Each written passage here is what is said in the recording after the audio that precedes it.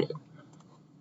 All right, so I want to talk about social media today mostly, and then a little bit of Python. So lots of fun things. We won't finish up these slides this time, I don't think, but we will definitely finish them up next time. So I want to talk about social media and some problems that maybe exist in it, because do we? Yeah, exactly. But we probably all still have accounts. So many things, right? So many things that people post, that we post even, are public. Things are public. Do we remember to make all of our accounts private? Even so, what's stopping somebody from taking a picture of yours and putting it somewhere else? So let's talk about that, because there's a lot to worry about there. So I'll try and answer these questions. What are some issues revolving around social media these days?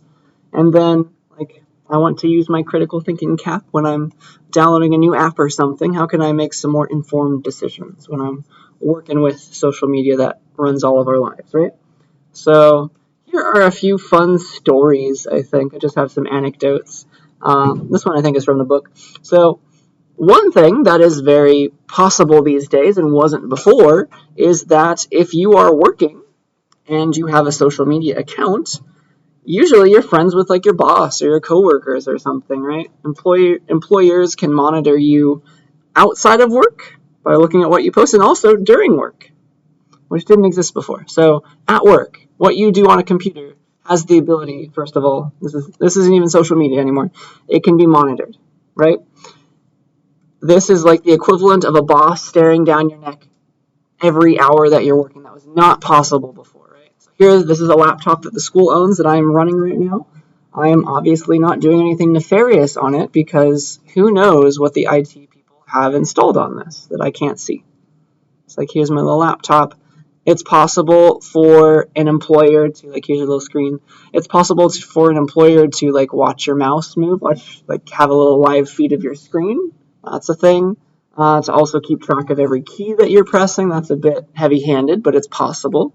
And you would be none the wiser, all right? So there's a lot that is doable now. And just imagine, before computers, this was absolutely not possible to keep this amount of fine-grained, control over you, or keeping track of you this much. So, very easy to install programs that look at your screen, that can take screenshots, look at the screen.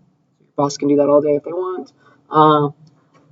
They could track all the stuff that you type, that you click on, the websites you visit, all the stuff you type on your keyboard.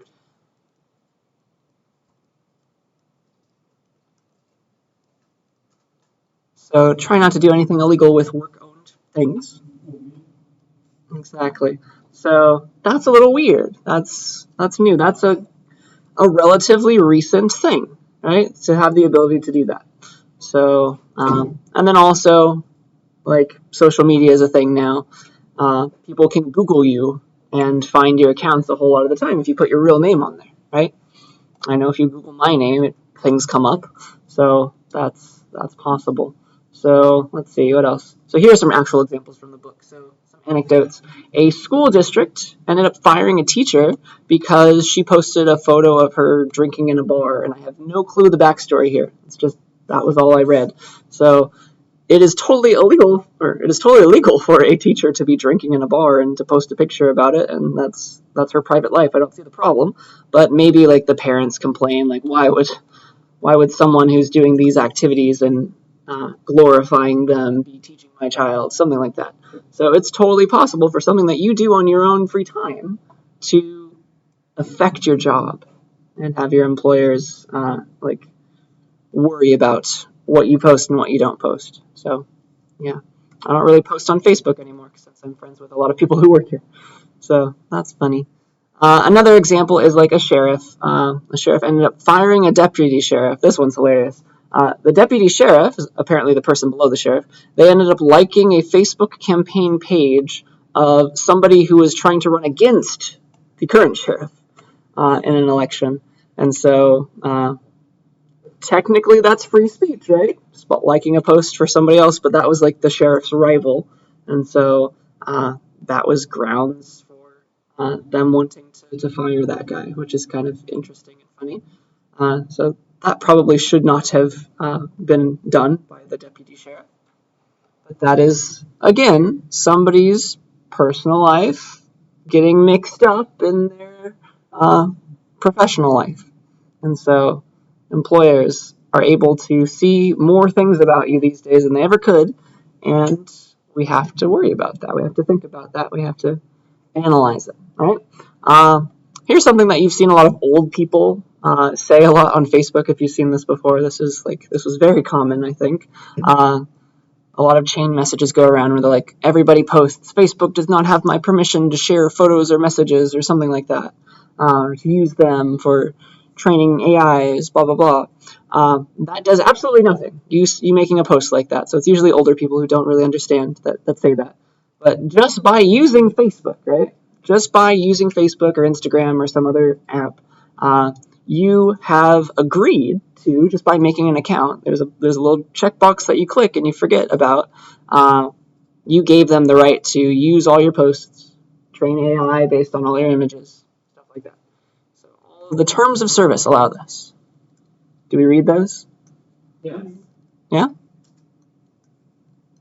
They're usually very long, and so you hide things in there, like that. So that's kind of interesting. We have to worry about that too. Here's another funny idea. Duolingo, I don't know if you knew this, but back when Duolingo first came out, there were no ads. It is now ad-based. That's how they make their money. But they used to say, like, they made a big thing about, we're not going to use any ads. What we're going to do is we are going to make our language learners practice and translate things that other people want translated. Right? It was supposed to make money through user-supplied translations, and obviously you don't trust people who are learning a language to translate everything properly.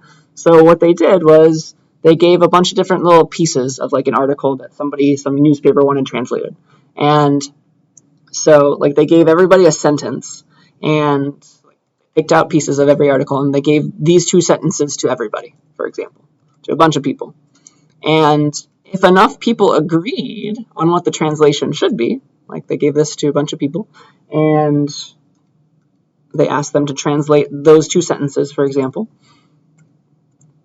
Let's go to green. Translation. Why is this all so small always? Weird. And so a bunch of people would like, all right, here's my translation of that sentence. Here's my translation of those 2 sentences. Here's my translation. Here's my translation. They would just take the ones that were most common, and they'd call that's the real translation. And so that's like crowdsourcing translation. It's kind of cool. And so that's how Duolingo used to make their money, but I guess ads are king these days, and so they moved away from this kind of sadly. And now they show you ads, and that's how they make their money. But that was their roots. So we should maybe talk about ads too, because that's kind of infringing our privacy. Have we maybe searched for something like on Google before and then seen an Amazon ad for the same thing a few minutes later? So that's a problem that we need to talk about. You're being tracked, right? And then we also have to think about what companies are trying to do when we have accounts with them, right? So first of all, let's talk about Google. Let's pick on Google.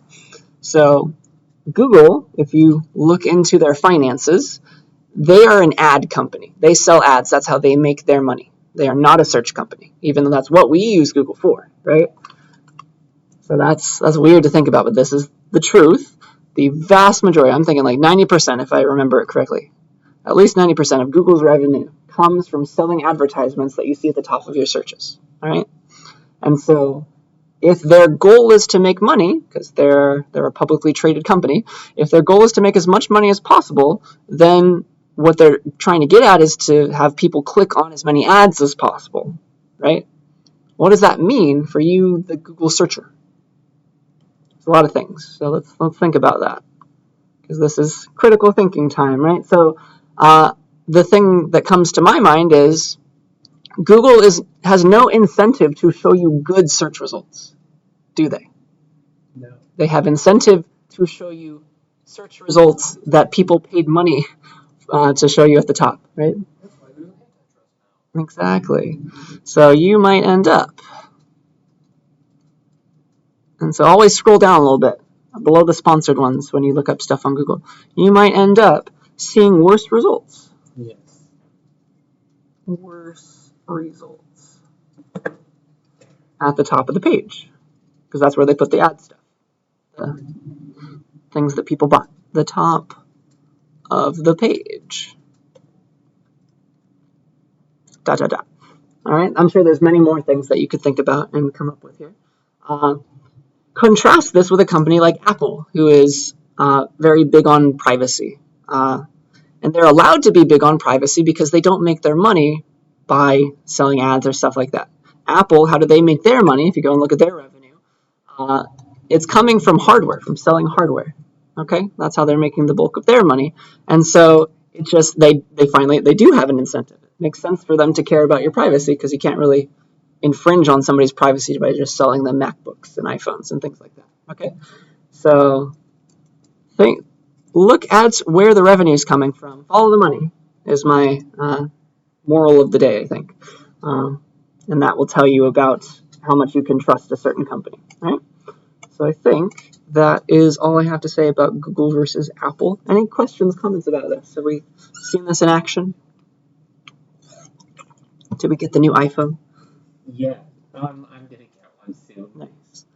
So, yeah, I think second moral of the story. Oh, yeah, question first.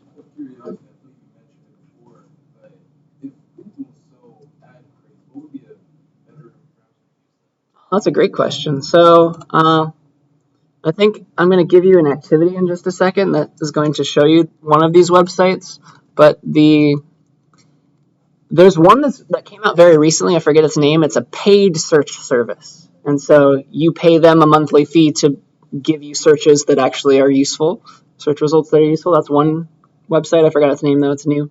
And then there's one called DuckDuckGo, DuckDuckGo.com.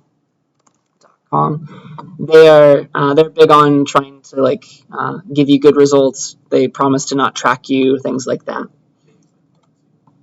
Yeah, I think they hook into maybe Bing's search service, but they filter out anything that's silly. Something like that is what they're doing. But you can read more about them. I'm going to give us an activity where you can read more about them, actually. So that was a great question. Yeah, there's another one that just came out that I forget about, but maybe that's the future. If you want to get good search results, maybe you have to start paying money for them.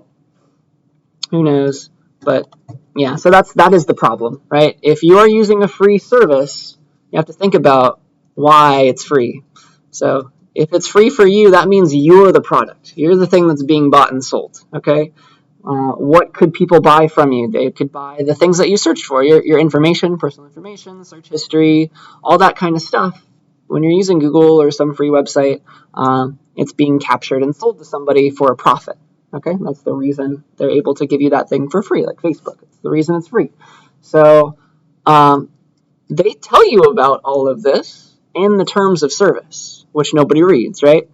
So there's a fun website called tosdr.org, and we will go there in just a second, and I will show it to you.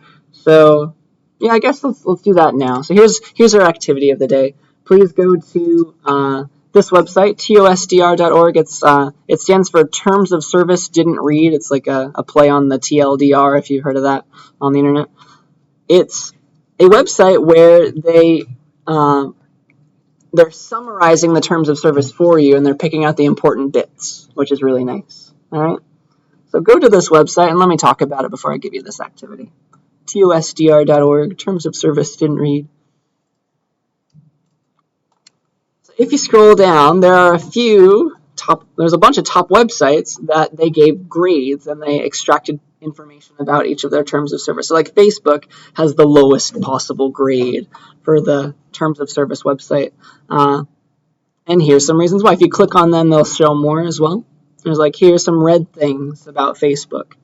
Here's some yellow things about Facebook. Not as bad as the red things. There are some green things, some things that they do well. And then some random things that may be good, may be bad. Not really helpful, but information that you want to know about if you were to have read the terms of service info. Right? So that's what every website is summarized as on this website, and it's very, very helpful. So what I'd like you to do is get into peer instruction groups, please. Say hi to each other.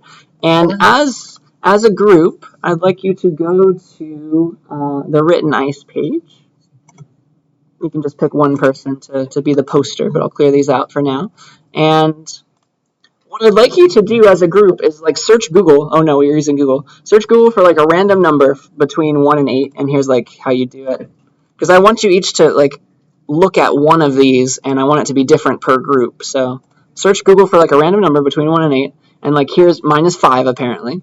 And so I'll just count 1, 2, 3, 4, 5, and I'll look at DuckDuckGo. Okay, that's a website. And look, they got it grade A, which is pretty nice. They're probably the only searching service that has grade A, I assume. So you'll click on the thing, or let's pretend I was, like, if I were group 6, I would be going to YouTube, for example.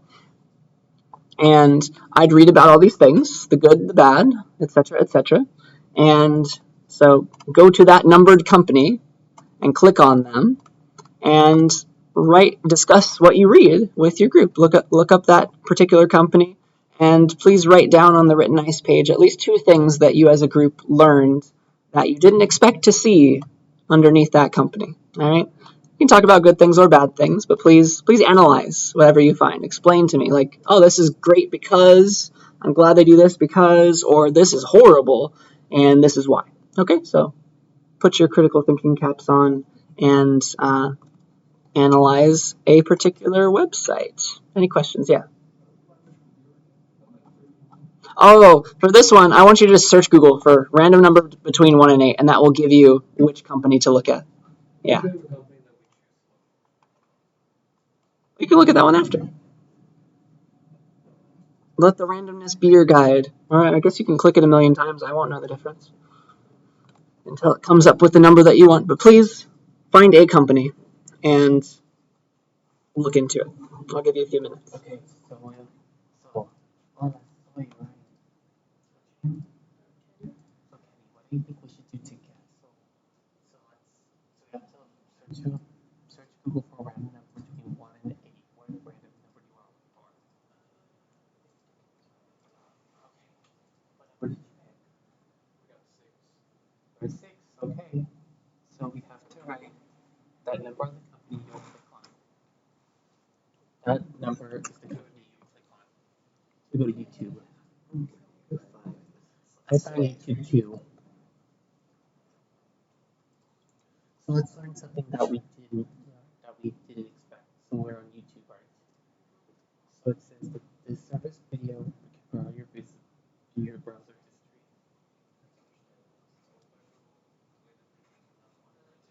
history.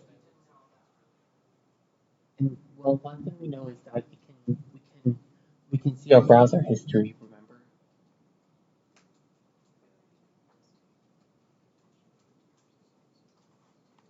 Your personal data is being used for advertising.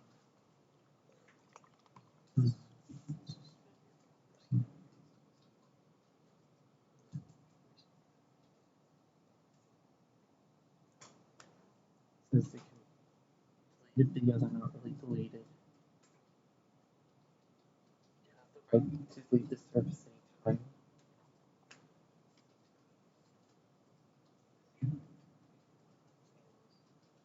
You are prohibited from sending chain letters, junk mail, spam, or any unsolicited messages.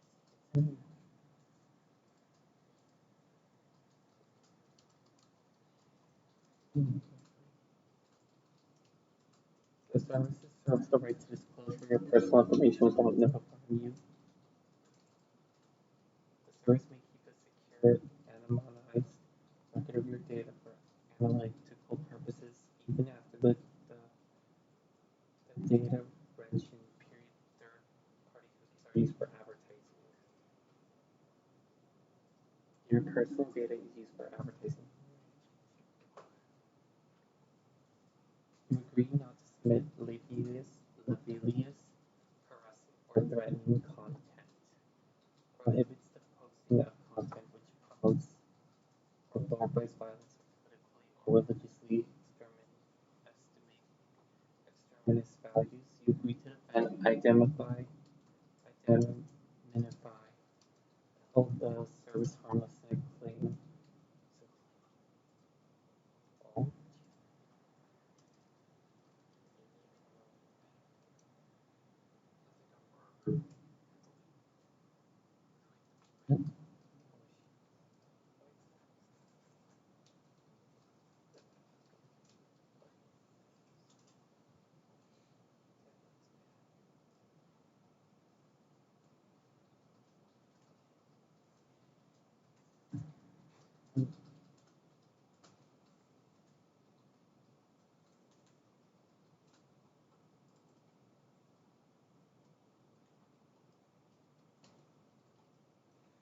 thing I found, you can tell them. I found out that the service does not guarantee that it or the products obtained through it meets its users' expectations or requirements. That's something I didn't know. I'm gonna read it to you. This service does not guarantee that it or the products obtained through it meet the user's expectations or requirements. That's something I did not know. You can put that in.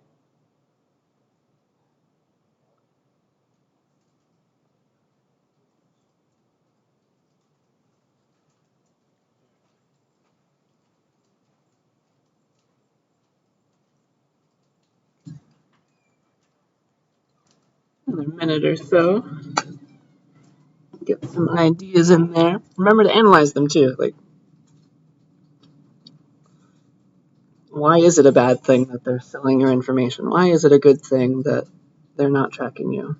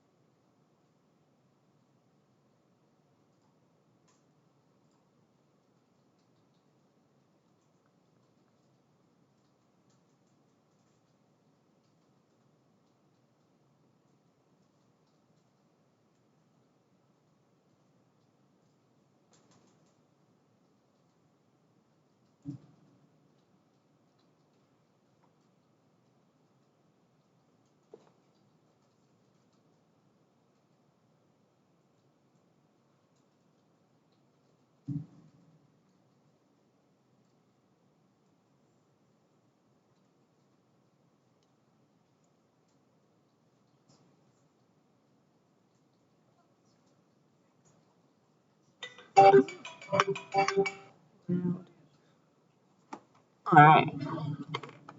Let's see what we found.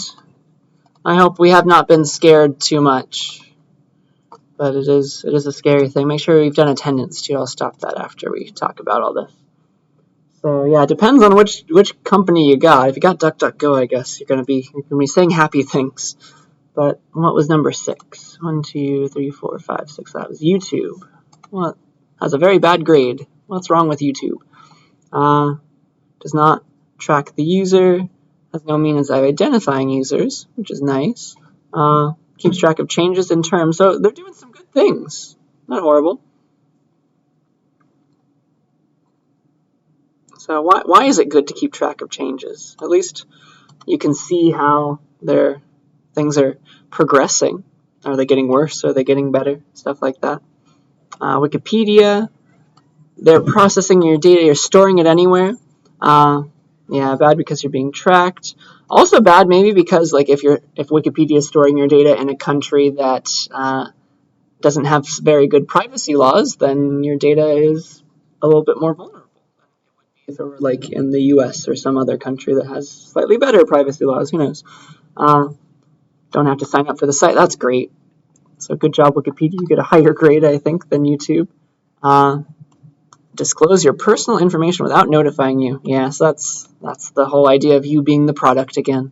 Yeah, gathers information on you through third parties, and so they can show you interesting suggestions about the things you searched for previously. Collects your location for advertising purposes through your IP address. That could be both good and bad depending on how much they use. Like, it makes sense to show Fresno local ads to people like that. That makes sense, and that doesn't seem like a huge infringement on your rights. but they could take that a bit farther if they like remember what your specific IP address has been searching for. That gets a little creepy, and we've seen that happen before. All right. Yeah. What else? Group 41. Delete your account without warning. That's no fun. A lot of companies have that too. So like all your photos that you've saved on Google Photos can go away one day if they delete your account. Tracking pixels, yeah. Lots of tracking is unfortunate, and that just has become the norm these days, sadly. Privacy. Do we have it on the internet? I guess you have to pay for it if you want it. So, nice. Thank you for your responses. I hope that this has influenced how you'll use things. DuckDuckGo is a competing search engine, and look at all the green. Wow. Grade A versus grade whatever they gave Google, which I'm sure is much worse. And there's other companies here. These are just like top ones, but you can look at them all. It's like the ratings page, probably. Yeah. Ah, nice.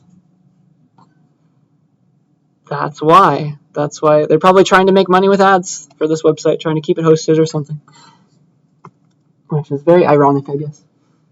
So that was a good thing to notice. Nice. Yeah. Any other questions, comments about this? Hopefully we'll be able to sleep at night. So that, yeah, it could be scary. So that's the internet. That's free services. There's also things that just people post that are hard to track down and keep people from on the internet, I guess. So it's very easy to post things that have hate speech in them, post things that incite violence, post things that are lies, etc., etc. And it's really hard for every service that allows people to just make arbitrary posts to censor all those things, right? It's just imagine how many tweets there are per second. They do have an automated process of like filtering out the worst ones. They're just looking for like key terms and stuff. But some are very, very like some posts are very subtle. It's an unsolved problem, and AI is being used to help with this. Though it's very hard to sort through tons of posts. So usually it's automated posts to find all the bad stuff.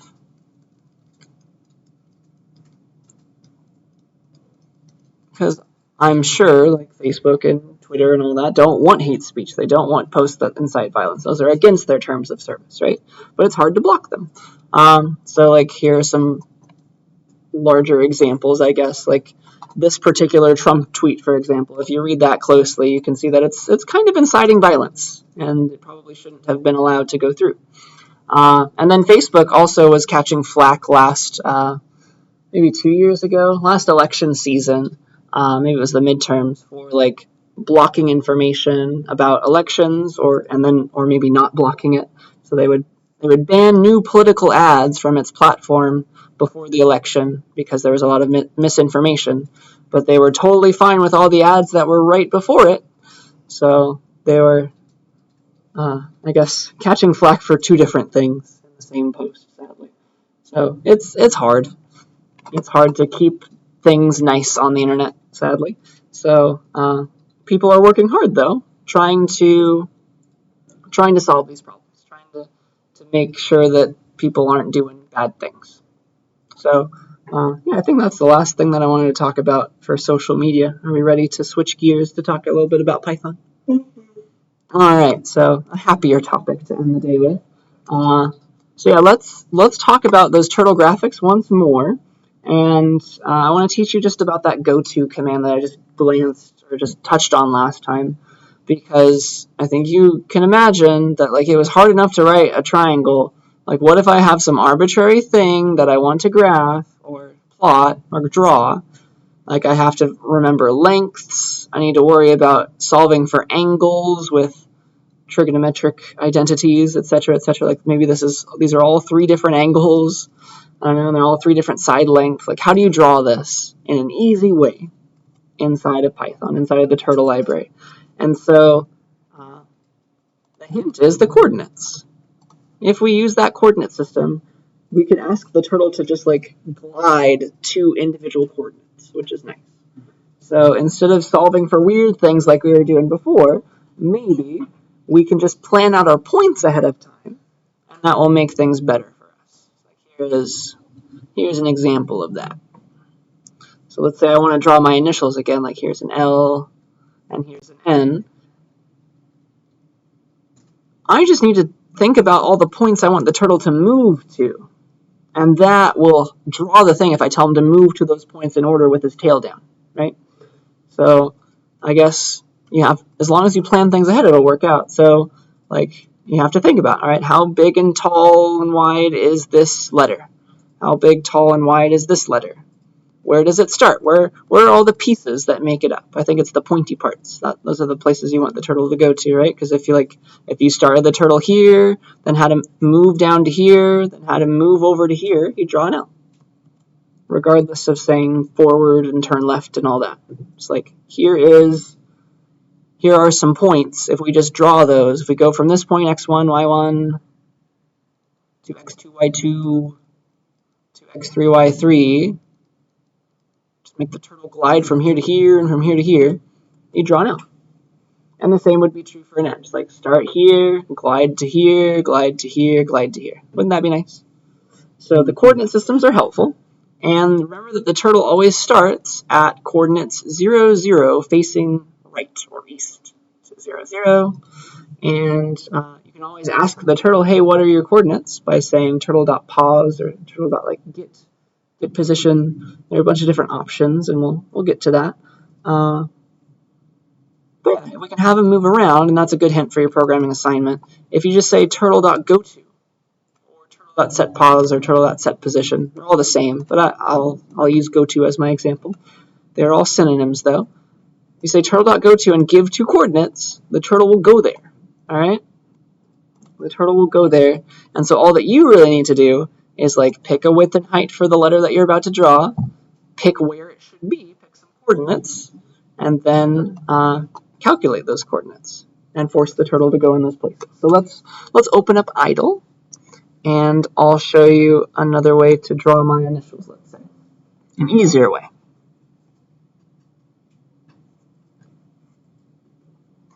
I'll make a new file. I guess it's just one file for the day. I'll call it goto.py. I will save it in a place where you can see it. Let me make a new folder for today. I wonder if it's is it lecture 15? Yeah, okay, cool. So I'll make a folder for lecture 15. So that was lecture 14. Here's lecture 15.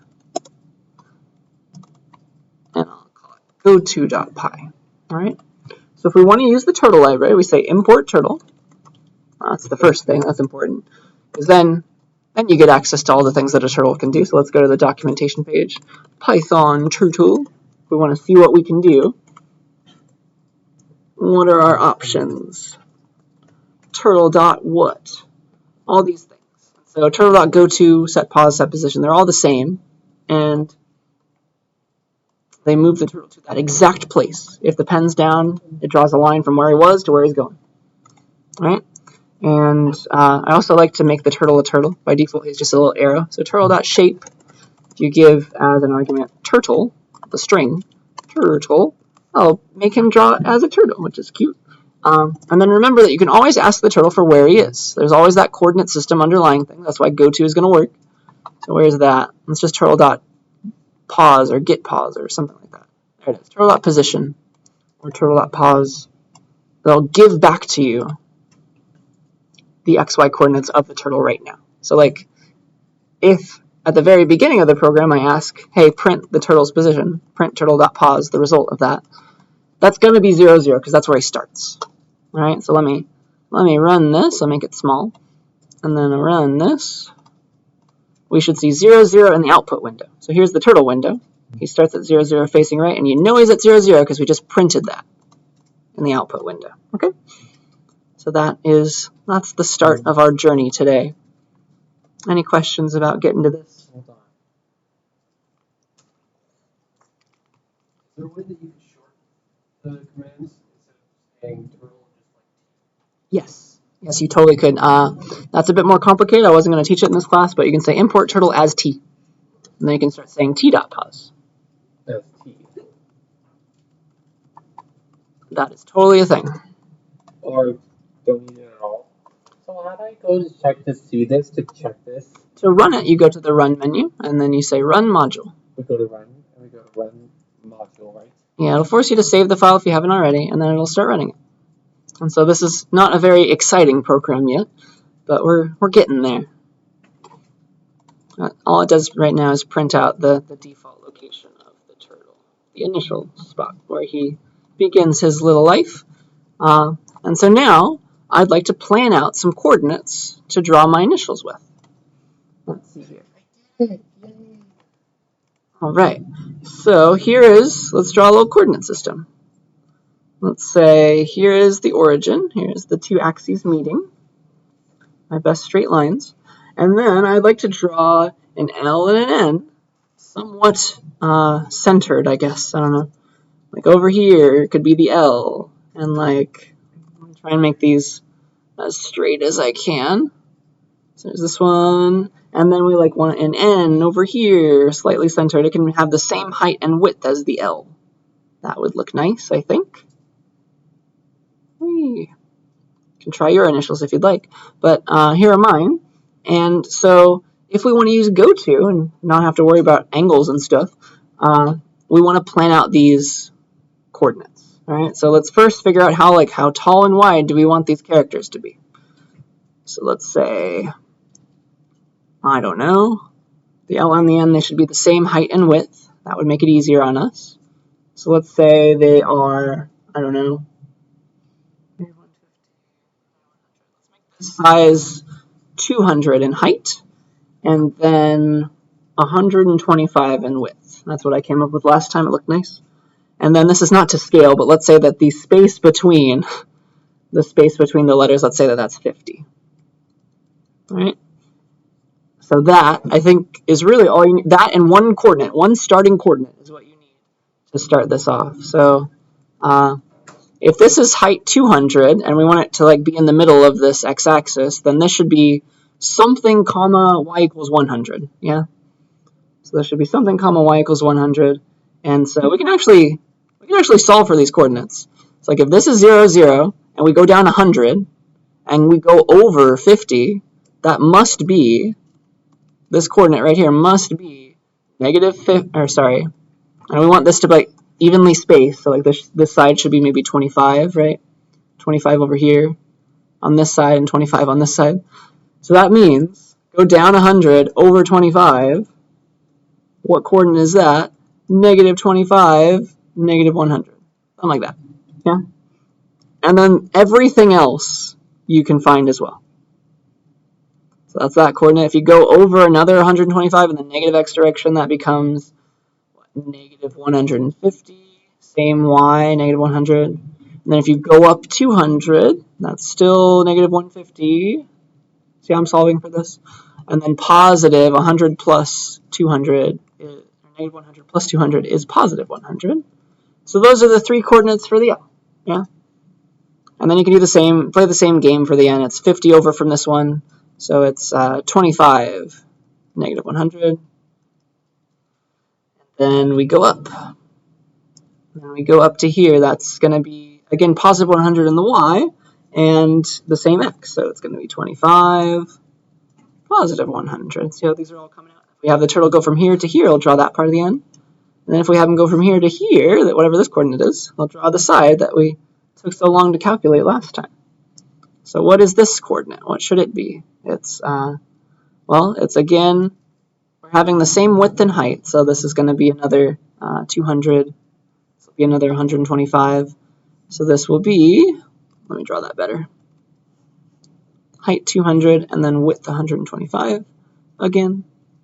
So that's going to be the x coordinate over here plus 125. So 150 and then same y, negative 100. All right, and then up once more. So we have that x from before. We're on the same x spot, so 150. And then the height is y equals 100. All right, so those are all the coordinates that make up the L and the N. If you do that pre-planning, the rest becomes pretty easy. You don't have to do any trigonometric stuff. So let me show you how to use goto to make all this happen. So the first thing that we want to do is like get the turtle in the first position. Like maybe we'll start with the L. So maybe we'll get the turtle right here first. And so it's as simple as saying turtle.goto. This is drawing the L right now. Draw the L. Turtle.goto, negative 150, positive 100. And so then he'll be in the right spot to start drawing the L. All right. Did I forget something? What's going to happen if I run this right now? It's going to drag. Yeah, by default, the turtle's tail is down. Good. So we just wanted to get him in position. We don't want to make any marks yet. Wait, I can't see part of it. I was missing like. Oh, there'll be plenty of time. I promise. I'll keep it up for a while, but I want to get through it first. All right. So that's the first spot, but the turtle's tail should be up to get there. Turtle.up. Just get yourself into position, turtle. Drag yourself there, and then we're ready to put your tail down and start making marks for the L. Oh. So now, if I run this, the turtle will move into position and not make any marks. Okay? That's the key. So, and then he's in the right spot. Doesn't matter. Regardless of his orientation, we're going to just drag him around with the goto. So now he's at negative 150, 100. To make this line on the left, we just tell him to go to this one. Go to this place. Turtle.goto, negative 150, negative 100. And so that'll draw the left side of the L. Whee, there he is. Now he's ready to draw the rest of the L. So if he's here, we want him to go to the other one. Go to that next coordinate, negative 25, negative 100. All right, and so that should draw the first part. That should draw the L. If I run this, because we planned all of our coordinates, it's going to work. Are there any questions about this so far? Does it make enough sense? This is kind of the easy version of last time's example. We've done all the hard stuff by pre-planning those points. Yeah. So now, again, we want to get in position to draw the N. So we don't want to make a mark. So the turtle's right here. We want to get him to over here without making any marks. So we'll pick his tail up and move him to the right spot. So let's move this over here. Try to race me on it. So let's move to the start of the N. And so it's another one of these. Pick your tail up, go somewhere, and put it back down.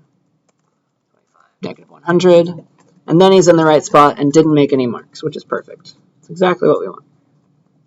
There we go. So we see that gap now. All right. And then his tail is down, so we just have him go up, over, and up again to those final coordinates that we planned out. So let's see here. We were here, but now we want to go to the top left of the N, so that's 25, positive 100.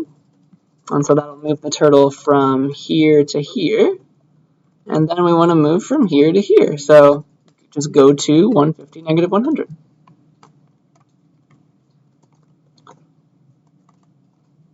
Negative 150, 150, negative 100. And then finally, we just go right back up to positive 150, positive 100. One last go-to. Oh, I'm sorry. So this was getting ready to draw the N, and then this was actually drawing the N. Wait, hold on. With all those and the coordinates that we came up with, running this should draw my initials. Maybe you drew yours instead. But that's the game plan. That's much easier than last time, I think. Any questions about that? Does that make enough sense? So let's see. What do I want to do? If you're happy with that, let me give you this code. I'll just copy and paste it. Because I want you to try. We got plenty of time. For the last part of today, take this code that drew my initials, and your turn. Go do something. Go draw something that draw like a house. Okay. Something pretty. Come up with some points, plan them out, and then make something pretty. Like do this. Draw a house if you would like. Pick out all the points of your house. Okay. Or whatever other thing that you want to draw, but like make it slightly complicated. Maybe draw a little door and a window if you have time. But that will give you some very good practice for your programming assignment, I think. And then you'll be able to do it very quickly once you do that first. So take a few minutes, try this, and then we'll come back and that'll be it. Okay then.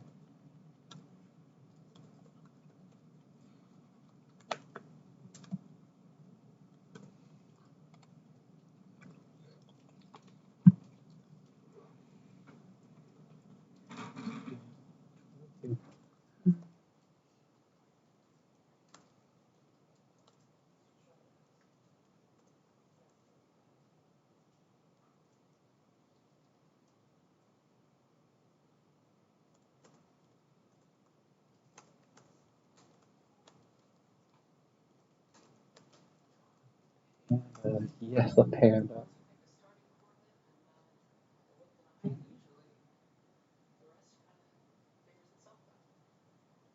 Look what I'm drawing.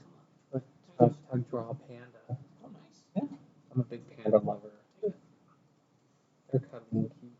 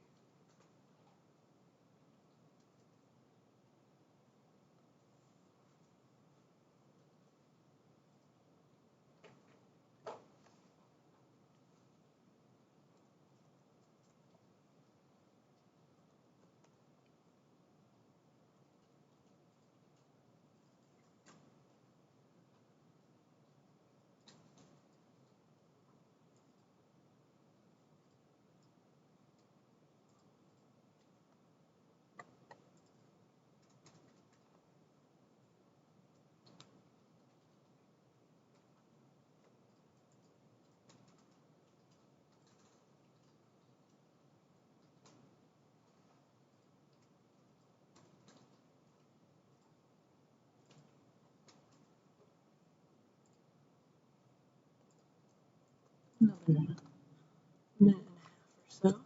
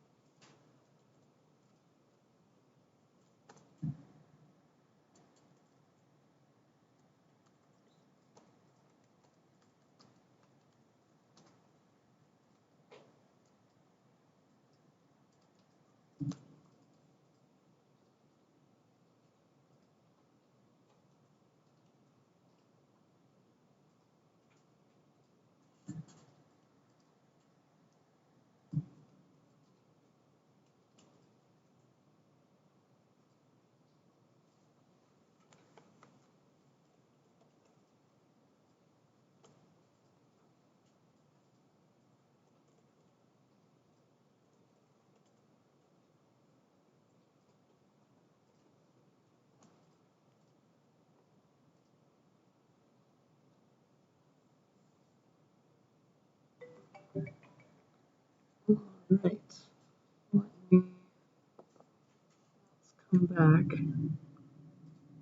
Were there any questions that came up as we tried this? They make enough sense. So there will be plenty more time to talk about it, but gosh, I wanted to find that search engine that I told you guys about, but I cannot find it still.